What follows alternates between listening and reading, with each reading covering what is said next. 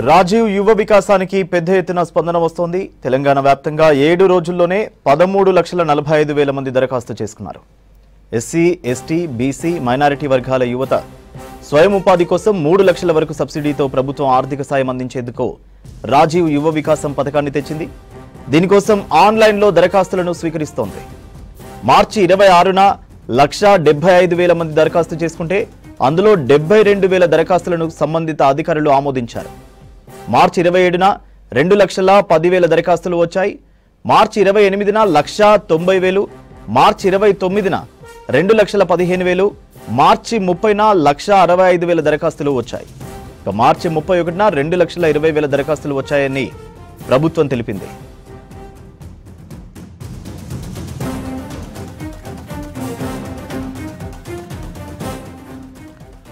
రాజీవ్ యువ వికాసానికి పెద్ద ఎత్తున స్పందన వస్తోంది. తెలంగాణ వ్యాప్తంగా 7 రోజుల్లోనే 13,45,000 మంది దరఖాస్తు చేసుకున్నారు.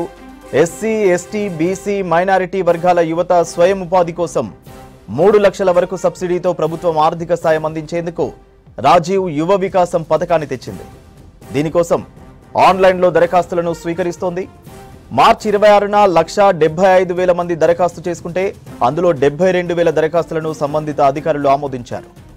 మార్చి 27న 2,10,000 దరఖాస్తులు వచ్చాయి. మార్చి 28న 1,90,000, మార్చి 29న 2,15,000, మార్చి 30న 1,65,000 దరఖాస్తులు వచ్చాయి. ఇక మార్చి 31న 2,20,000 దరఖాస్తులు వచ్చాయని ప్రభుత్వం తెలిపింది.